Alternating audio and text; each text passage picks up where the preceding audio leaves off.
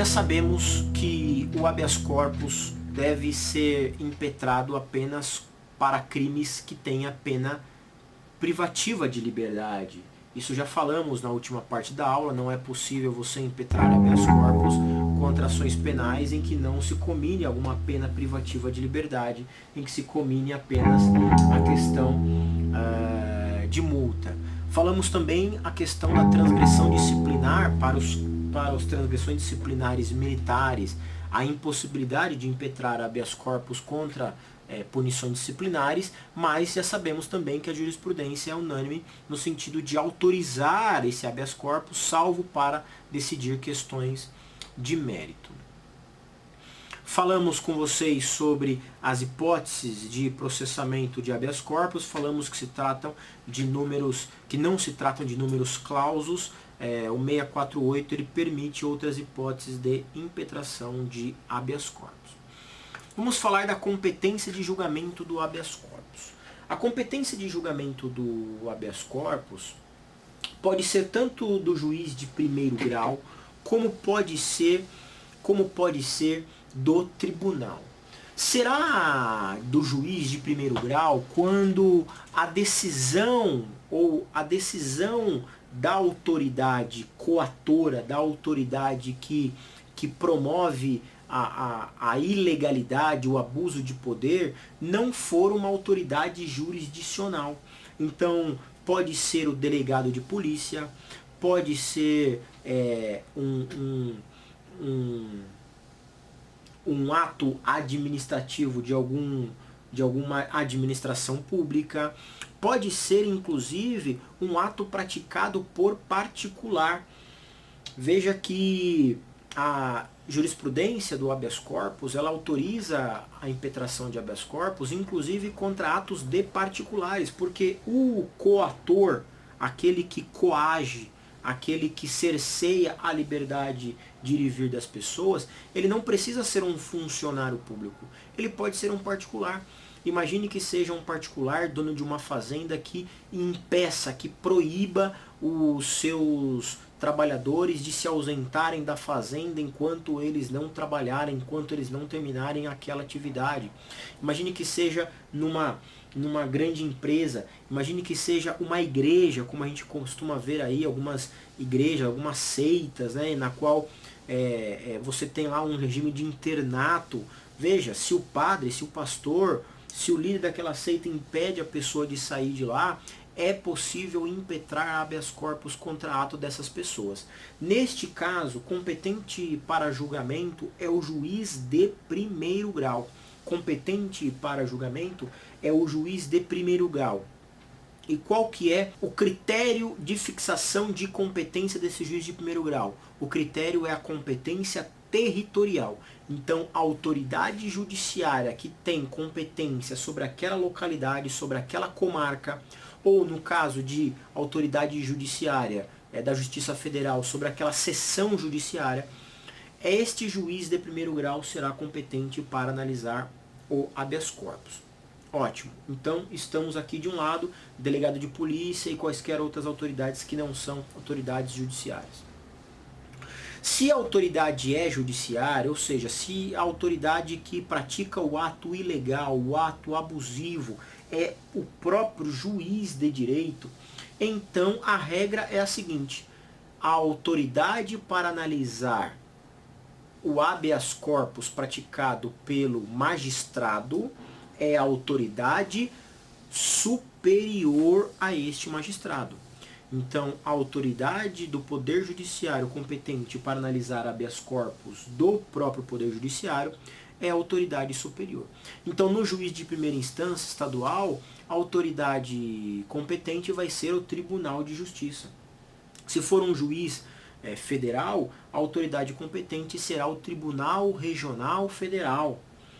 Se a autoridade que praticou o ato ilegal forem os tribunais, TRF ou TJs, o tribunal competente para analisar será via de regra o STJ, a depender da matéria. E se a decisão for ilegal do STJ, a autoridade será então o STF. Esta é a regra. Este é o jogo. Este é o jogo. Você define também a competência de julgamento do habeas corpus. Você fixa a competência do habeas corpus não só por esses critérios que eu acabei de falar, mas também por duas funções principais. Quem é a autoridade coatora? Veja que eu estou usando a expressão autoridade coatora. Eu escrevi aí no Teams na mensagem. Coatora, não é coautora não, que isso vem de coautor, aquele que pratica um crime junto com outra pessoa. Não é coautor, é coatora. Autoridade coatora ou coator, tudo bem? Que é aquele que constrange, que é a autoridade coatora ou é de funcionário público que pratica isso. Então você fixa a competência para julgamento do habeas corpus a depender de quem é essa autoridade coatora. Tá? E você também pode fixar a competência do habeas corpus a depender de quem é o paciente. O paciente. Quem que é o paciente para o habeas corpus? O paciente é aquele que está sob o qual recai o habeas corpus. É aquele que está sob risco de sua liberdade de locomoção ou aquele que realmente está com a sua liberdade de locomoção restringida. O paciente é aquele que está sofrendo a ilegalidade. Este é o nome, paciente. A ideia vem da expressão remédio, né? Remédio constitucional. Você dá um remédio constitucional, que é o habeas corpus, para o paciente. O paciente é aquele que está sofrendo a ilegalidade. E do outro lado você tem o coator ou autoridade coatora. A depender de quem é esta autoridade, de quem é o paciente, você vai fixar a competência para julgamento do habeas corpus. O que eu acabei de falar para você, que é a competência do juiz de primeira instância ou dos tribunais, isso é a regra geral. Agora, você vai ter que abrir a sua Constituição Federal, e eu não vou ler com vocês, eu vou deixar para que vocês vejam. Você vai ter que abrir a sua Constituição Federal, lá no artigo 102, inciso 1º, 102, inciso 1º, ele vai falar que é competência do STF julgar habeas corpus quando for paciente o presidente da República, vice-presidente, membro do Congresso Nacional, ministro de Estado, procurador-geral da República, comandantes da Marinha, Exército, Aeronáutica, membro dos tribunais superiores e dos tribunais de contas da União. Artigo 102, inciso 1º. Quando for coator o STF, ou melhor, será julgamento do STF quando for coator um tribunal superior, por exemplo, STM, Tribunal Superior do Trabalho, STJ, tá? O artigo 102, inciso 1º, ainda fala: quando forem coatores ou pacientes, autoridade ou funcionários cujos atos sejam diretamente sujeitos à jurisdição do STF. Tá? Quando se tratar de crime sujeito à jurisdição do STF em única instância, quando o habeas corpus decidido em única instância pelos tribunais superiores, quando for denegada a decisão em grau de recurso ordinário. Senhores, você tem que ler o 102, inciso 1º, tá? Você tem que ler o 102, inciso 1º. E o 102, inciso 2º, na verdade eu acabei lendo o 102, inciso 2º, ele fala do ROC, quando for denegado o habeas corpus. Quando for denegado o habeas corpus. Isso aí, seu Cione, você deu os exemplos para o Gilson do que seria a autoridade coatora. Autoridade coatora é qualquer um funcionário público que constrange. Então pode ser o delegado de polícia, ele é uma autoridade coatora. Os exemplos que ela deu é a autoridade coatora de julgamento do STF. Também será competência de julgamento do STJ agora, você vai abrir o artigo 105, inciso 1º. E lá ele fala: quando forem coatores ou pacientes, governadores de estados, desembargadores dos tribunais, membros dos tribunais de contas dos estados, membros dos tribunais regionais, membros dos conselhos ou tribunais de contas dos municípios. Quando for coator, tribunal sujeito à jurisdição do STJ, ministro de Estado ou comandante da Marinha, ressalvada a competência da Justiça Eleitoral. Não se esqueça da competência do ROC para julgar habeas corpus decidido em única ou última instância pelos tribunais. O artigo 108, inciso 1º, ele vai falar da competência de julgamento do TRF, quando o coator for o juiz federal. Tá? Quando for o juiz federal. O 109 vai falar da competência de julgamento dos juízes federais. E existe uma hipótese muito esquecida no artigo 114, inciso 4º. 114, inciso 4º, ele dá competência de julgamento para a Justiça do Trabalho. A Justiça do Trabalho também é competente para julgamento do habeas corpus quando este for envolver matéria sujeita à sua jurisdição. Tá bom? Quem que é legítimo ativo, a legitimidade ativa para o habeas corpus? Qualquer pessoa. Qualquer pessoa. Tá? Algumas questões importantes. O Ministério Público pode impetrar habeas corpus? Sim. O Ministério Público pode impetrar habeas corpus por disposição expressa da Lei Orgânica do Ministério Público. A Lei Orgânica do Ministério Público expressamente fala que pode o membro do Ministério Público impetrar habeas corpus. Tá?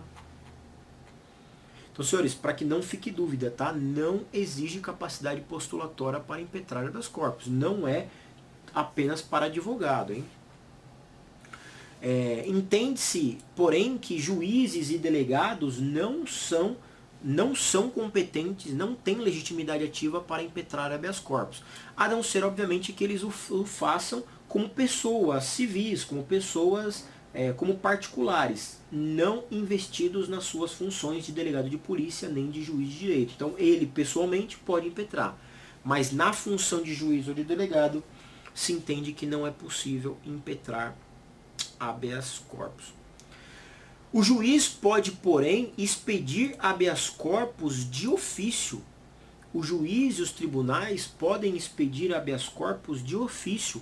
É o que fala o artigo 654, parágrafo 2º. O 654 do CPP, parágrafo 2º, fala que o juiz pode expedir habeas corpus de ofício. Quer dizer, ele não vai impetrar habeas corpus para que outro juiz decida. Ele vai expedir de ofício sempre que ele tomar conhecimento de que alguém se encontra detido ilegalmente ou na iminência de o ser.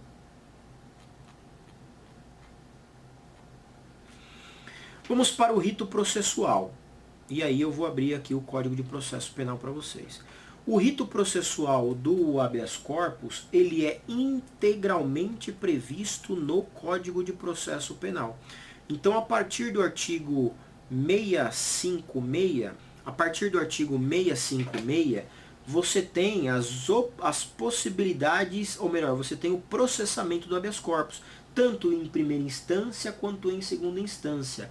Leia esses dispositivos. Eles estão um pouco fora de ordem, mas são muito simples de serem entendidos e eu vou aqui pontuar com vocês os mais importantes. Artigo 656.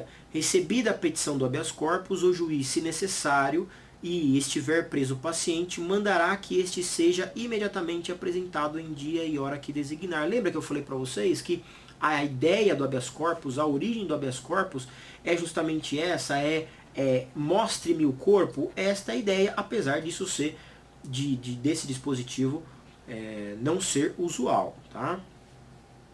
Não ser usual.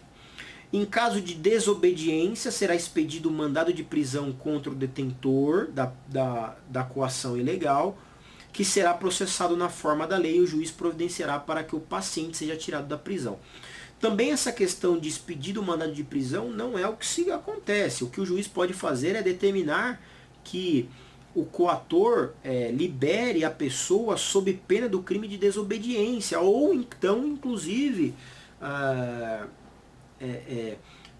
encaminhar cópia para o Ministério Público para que o Ministério Público apure, ou o próprio delegado de polícia apure eventual crime de desobediência. Mas expedir a prisão contra a autoridade, essa não é a regra, mas de todo caso está aqui o dispositivo.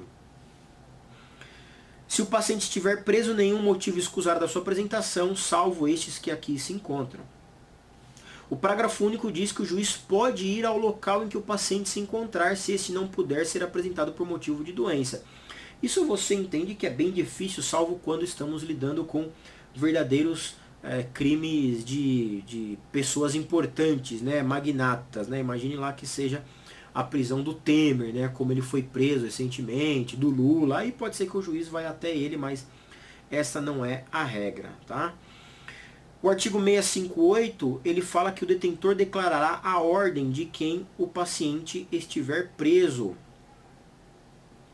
E o juiz pode julgar prejudicado o habeas corpus se verificar que já cessou a violência ou a coação ilegal.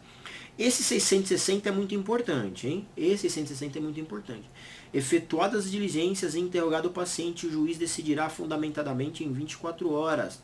O habeas corpus ele tem preferência no julgamento de qualquer outro processo, por isso que ele é célere, por conta de que o juiz ele tem que parar o que ele está fazendo para decidir o habeas corpus.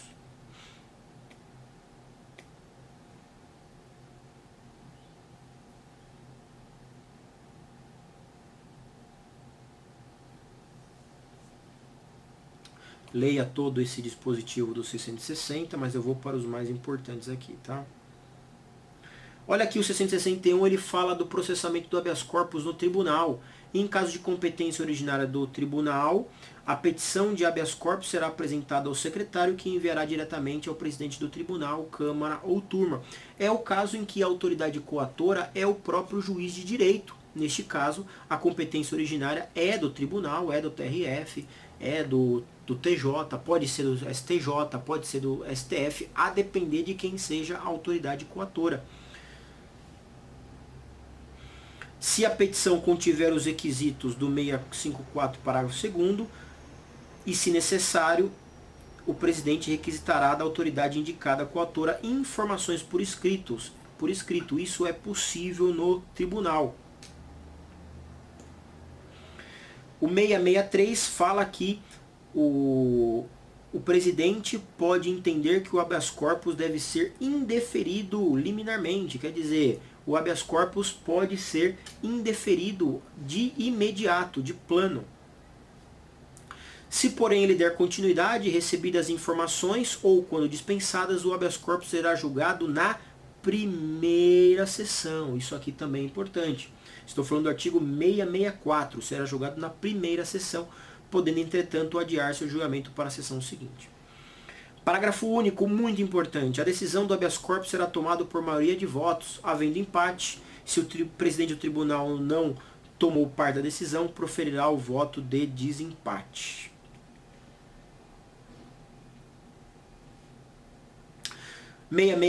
Os regimentos dos tribunais estabelecerão normas complementares sobre o processamento do habeas corpus, o que é muito comum isso acontecer.